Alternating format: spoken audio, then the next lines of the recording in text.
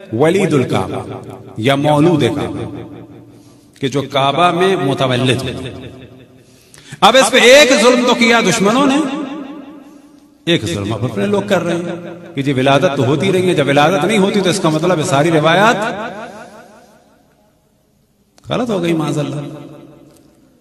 اس کا اگلا نتیجہ کیا نکلے گا کہ جب ولادت نہیں ہوتی تو اس کا مطلب ہے کہ مولا امیر المؤمنین و امام حسن امام حسین میں کوئی رشتہ ہے یا نہیں ہے۔ جب ولادت نہیں ہوتی تو رشتہ بھی ختم۔ جناب سیدہ سلام اللہ علیہا ان کی والدہ ماجدہ ہیں یا نہیں ہیں؟ جب ولادت نہیں ہوتی تو معاذ اللہ رشتہ ختم۔ جب ولادت نہیں ہوتی تو نسل رسول اللہ صلی اللہ علیہ وسلم پہ اعتراض ہوگا۔ جب ولادت نہیں ہوتی تو اصلا سیادت کا سلسلہ ختم ہو جائے گا۔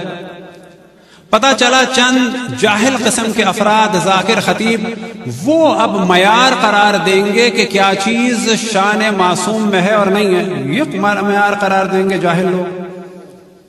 وہ اگلا معیار قرار دیں گے ہمیں نہیں اچھا لگتا کہ معصوم کی شادی ہوتی ہے، تو پھر مولا امیر المومنین جناب سیدہ کی اخت کا انکار ہوگا۔ کہاں تک جائیں گے؟ اینڈ کیا ہوگا اس کا؟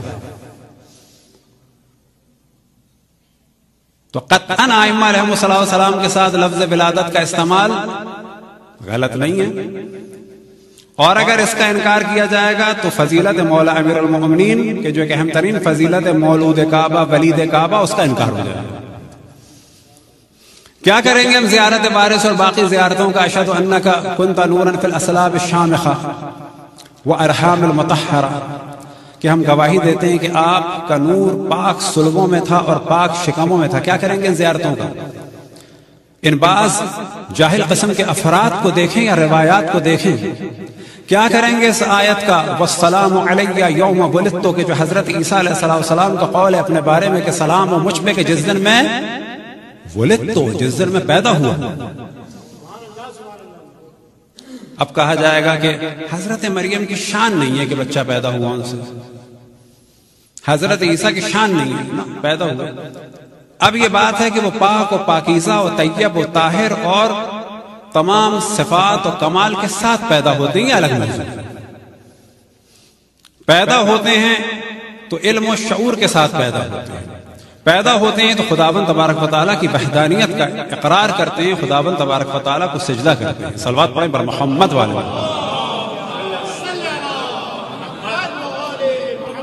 تو یہ ذہن میں رکھیں کہ بعض دفعہ بعض موضوعات جو ہمارے یہاں لائے جاتے ہیں وہ پرپزلی لائے جاتے ہیں کہ جن کے لیے ایک پلنتھ بنائی جاتی ہے کہ اس کا رزلٹ جو ہے وہ 50 سال کے بعد اس کا نکالا جائے گا کہ جب کوئی نظریہ مستحکم ہو جائے گا۔ اور وہ کیا نکل سکتا ہے بعد میں کہ ائمہ ایک دوسرے کے رشتہ دار نہیں تھے، نسل رسول اللہ صلی اللہ علیہ وسلم کیا ہوئی؟ معاذ اللہ ختم۔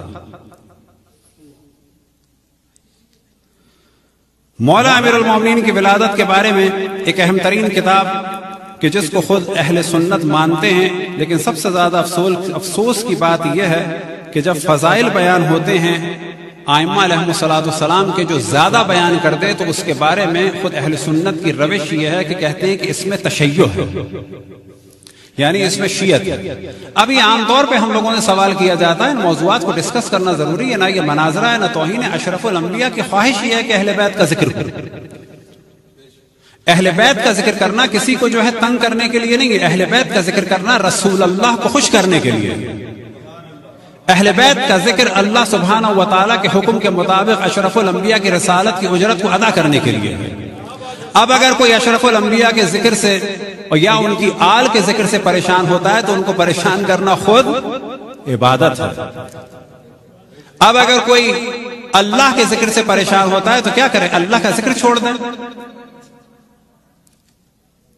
تو حاکم نیشاپوری کے جن کی تمام روایات بخاری اور مسلم کی سند کے اعتبار سے ہیں، لہذا انہیں کتاب کا نام ہی ہے المستدرک علی الصحیحین، کہ صحیحین کے اوپر ایک استدراک ہے کہ جو روایتیں شیخین نے نقل نہیں کی جبکہ ان کے مطابق وہ صحیح تھیں، انہیں جمع کیا حاکم نیشاپوری نے، اور ولادت مولا امیر المؤمنین کے بارے میں جو ان کا جملہ ہے وہ فرماتے ہیں فقط تواترت الاخبار ان فاطمہ بنت اسد ولدت ولدت علی ابن ابی طالب کرم اللہ وجہہ فی جعف الکعبہ، کہ احادیث تواتر کے ساتھ ہیں، ایک آدھ نہیں ہے کہ جو بات ہو کے ضعیف ہے، ایک آدھ نہیں ہے جو کہا جائے کہ فقط ایک ہی روایت ہے اور صحیح ہے، تواتر کے ساتھ کے معنی مثال دی جاتی ہے، جیسے شق القمر تواتر کے ساتھ ہے، جیسے اشرف الانبیاء کی ہجرت تواتر کے ساتھ ہے۔ اس کے لیے کوئی دلیل یا سند کی ضرورت نہیں ہے، بحث رجالی کی ضرورت نہیں ہے، تواتر کے ساتھ ہے، لیکن کیونکہ مولا امیر المومنین کی فضیلت ہے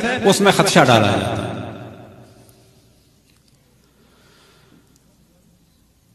جناب حضرت فاطمہ بنت اسد کے بارے میں جو پورا واقعہ ہے وہ من و ان روایت کی صورت میں بیان کرتے ہیں پہلے، اور جو خود ان کا جملہ ہے اسے پھر اور تاکید کے ساتھ عربی میں بھی بیان کریں گے کہ جناب حضرت فاطمہ بنت اسد کو جب درد محسوس ہوا، وہ فرماتی ہیں کہ میرا یہ بچہ مجھ سے شکم میں بات کرتا ہے۔ یہی فضیلت جناب سیدہ کی تھی کہ وہ اپنی والدہ حضرت خدیجہ کا دل بہلاتی تھی، یہی فضیلت مولا امیر المومنین علیہ السلام میں تھی کہ وہ اپنی والدہ ماجدہ حضرت فاطمہ بنت اسد صلوات اللہ وسلام علیہا کا دل بہلاتے تھے، ان سے بات کرتے تھے۔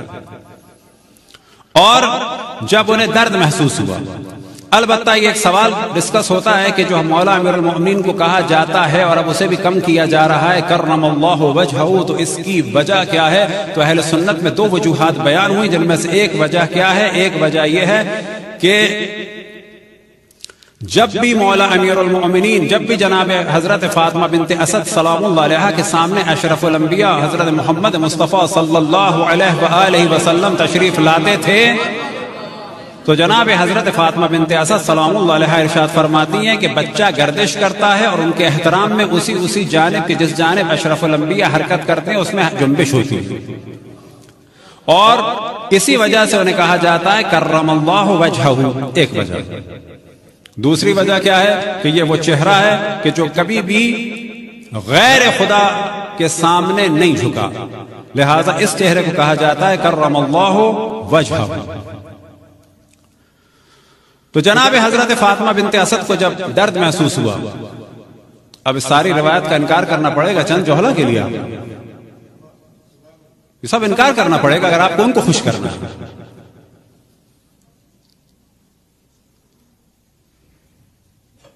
تو وہ اپنے گھر سے نکلی، اب دو چار روایتوں کو ملا کے بیان کرتے ہیں کہ وہ اپنے گھر سے نکلی، خانہ کعبہ کے پاس گئیں۔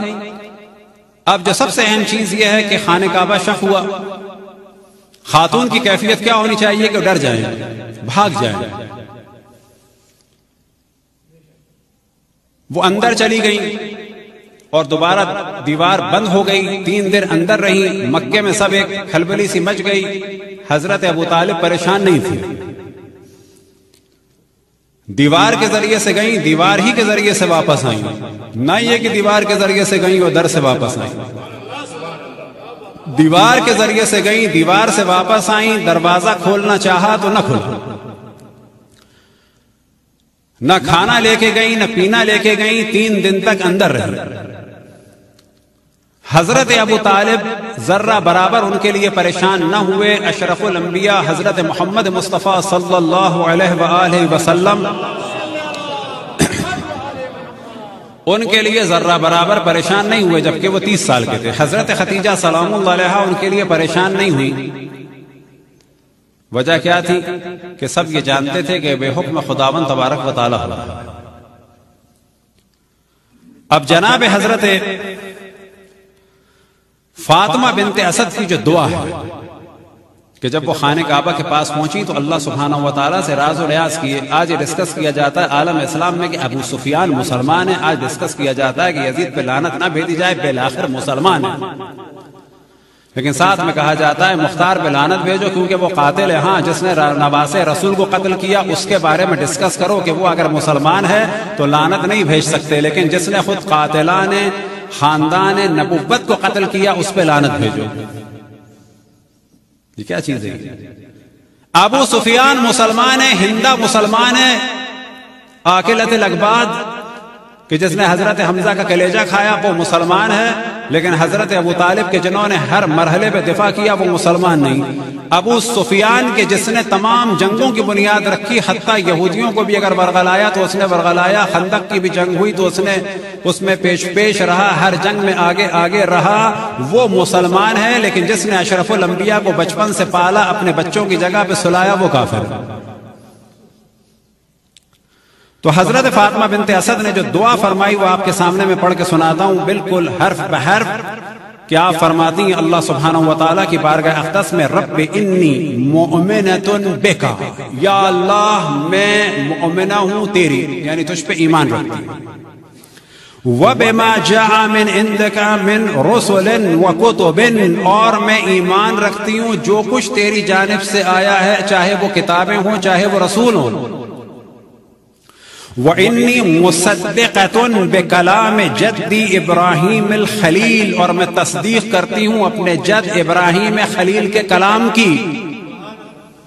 وجہ یہ تھی کہ یہ سب کے سب جو ہے وہ دین حنیف پر تھے، شریعت حضرت ابراہیم پر تھے۔ بعض دفعہ ہمارے بعض مومنین بھی عجیب محسوس کرتے ہیں جب کہا جاتا ہے مولا امیر المومنین ایمان لائے، حضرت خدیجہ ایمان لائیں، ہاں وہ ایمان لائے، لیکن اس کے معنی یہ نہیں ہے کہ پہلے وہ کافر تھے۔ ان کے ایمان لانے کے معنی یہ ہے کہ پہلے وہ شریعت حضرت ابراہیم پر تھے، دین حنیف پر تھے، اس دن تک جو حکم تھا اللہ کا اس پر عمل کر رہے تھے۔ جس وقت حکم ہوا اشرف الانبیاء کی اعلان نبوت کا، وداؤٹ فریکشن آف سیکنڈ، ایک گیپ کے، انہوں نے فوراً کہا کہ ہم آپ کو رسول مانتے ہیں۔ اور یہ جب انہوں نے کہا کہ ہاں ہم آپ کو رسول مانتے ہیں، اس مرحلے کو کہا جاتا ہے کہ وہ فوراً ایمان لے آئے، نہ یہ کہ وہ معاذ اللہ پہلے کافر تھے، پہلے وہ دین حنیف پہ تھے۔ تو فرماتی ہیں انی مصدقۃ، میں تصدیق بھی کرتی ہوں، ایمان تو تھا کس پر؟ بے کلام جدی، جو میرے جد حضرت ابراہیم خلیل کے اقوال ہیں، قول ہیں، تعلیمات ہیں، ان سب کی تصدیق کرتی ہوں۔ وَإِنَّهُ بَنَى الْبَيْتَ الْعَتِيقَ، اور بتحقیق شان یہ حقیقت یہ ہے کہ انہوں نے ہی اس خانہ کعبہ کو بنایا ہے۔ فَبِحَقِّ الَّذِي بَنَى هَذَا الْبَيْتِ، اور یا اللہ تجھے واسطہ ہے اس کا کہ جس نے اس تیرے گھر کو بنایا۔ وَبِحَقِّ مَوْلُودِ الَّذِي، اب اس روایت کو کہا جائے گا کہ یہ کون ہے؟ معاذ اللہ حضرت فاطمہ بنت اسد ہو جائیں گی کیا؟ مقصر، ایک جاہل کہ جس کو کچھ نہیں پتا طہارت نجاست، وہ ہو جائے گا کیا؟ مولائی۔ اگر بریک نہیں لگایا گیا تو یہ ہوگا۔ ہم کبھی بھی خوف نہیں کرتے، جو کہنا ہوتا ہے، جو ضروری سمجھتے ہیں، امام زمان علیہ السلام کی بارگاہ اقدس میں وہ کہہ ڈالتے ہیں۔ تو کیا فرماتی ہیں؟ بحق مولود الذی فی بطنی، یا اللہ تجھے واسطہ ہے اس مولود کا جو میرے پیٹ میں ہے۔ لما یسرت علی ولادتی، میری اس ولادت کو آسان کر دے، مولود اور ولادت، مولود ولادت۔ حضرت فاطمہ بنت اسد کے یہ جملے توہین ہیں ائمہ کے لیے، توہین ہیں، وہ وہابی ہیں، مقصر ہیں، کیا ہیں بالآخر؟ صلوات پڑھیں پر محمد والے۔ اور پھر آپ فرماتی انی دخلت بیت اللہ، ابھی آپ دیوار شق ہوئی، آپ خانہ کعبہ میں داخل ہوئی، اب آپ فرماتی انی دخلت بیت اللہ، میں اللہ کے گھر میں داخل ہو گئی۔ فاکلت من ثمار الجنت، تو میں نے پھر وہاں کیا کھایا 3 دن تک؟ جنت کے پھل کھائے، وہ ارزاقہا، اور جنت کی نعمتوں سے لطف اندوز ہوئی۔ فلما اردت ان اخرج، اور جب میں نے چاہا کہ خارج ہوں۔ اب یہاں سے پتہ چلتا ہے کہ وہاں پر وہ محظوظ ہوتی رہیں، پھر ایک وقت آیا کہ انہوں نے ارادہ کیا، اور ان کے ارادے کے بعد اللہ سبحانہ وتعالیٰ کا بھی ارادہ تھا، اور دیوار دوبارہ شق ہو گئی، نہ اس وقت ڈری نہ اس وقت ڈری۔ فلما اردت ان اخرج حتف بی حاطف، اب جب میں نے ارادہ کیا کہ میں باہر نکلوں تو ایک حاطف نے، یعنی ایک صدا دینے والے نے مجھے صدا دی، یعنی اللہ سبحانہ وتعالی کی جانب سے ندا آئی، یا فاطمہ، اے فاطمہ، سمیہ علی فہو علی، اے فاطمہ اس کا نام علی رکھو کیونکہ یہ بہت بلند ہے۔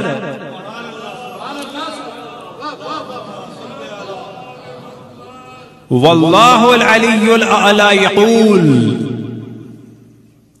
اب یہ ندا دینے والے ممکن ہے کہ جناب جبرائیل ہوں یا کوئی اور ہوں.